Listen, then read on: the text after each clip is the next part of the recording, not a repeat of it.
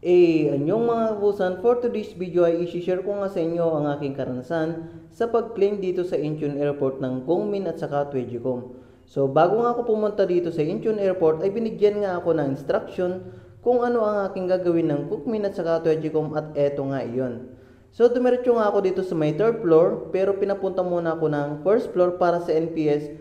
Unang-una, pagkarating nyo dito sa Incheon Airport, dumiretso lang kayo sa 1st floor, letter A, at hanapin ang NPS boat. At ibigay lang ang passport, hintayin na merong ibibigay sa inyo na certification katulad nga din nito. Bale mga kabusan, dahil first time ko nga dito sa Incheon Airport at lagi man ako sa Busan Airport kaya hindi ko nga din kabisado at kailangan pang hanapin. Mabuti sana kung maliit lang itong airport pero napakalaki at ilang floor din kasi ito at mahirap talagang hanapin lalo na't kung first time.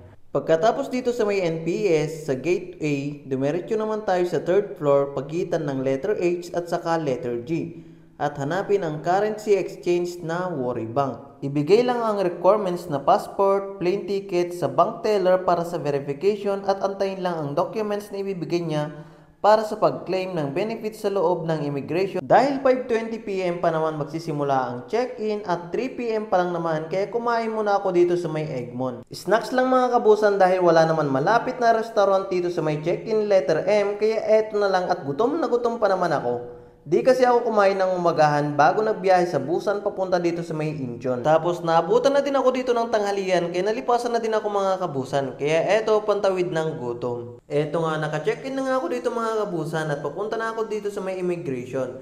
At huwag kakalimutan na i-surrender ang ARCID. Dumiretso na nga lang ako dito sa may gate 11 tabi ng duty free. Andon ang currency exchange na Worry Bank at ibigay ang certificate at saka passport. Pagkatapos, eto at magbibilang ka na ng dollars mo mga kabusan. Tax naman. Sana all my dollars. Ang ganda talaga mag-work dito sa South Korea. May benefits ka na may uwi, may ipon ka pa, lalo na't kung marunong kang humawak ng pera dito sa South Korea nang hindi maluho. Disclaimer lang mga kabusan, eto ay aking karanasan at ibabahagi ko nga lang din sa inyo. Haggard na mga kabusan. Uwi na tayo. Boarding na. Let's go! Let's go! Hey! Tapos na ang 5 years and 10 months. Boarding na. Sana have a safe flight. Safe ang aming pag-uwi. So hanggang dito na lang ang video na ito. Annyeong!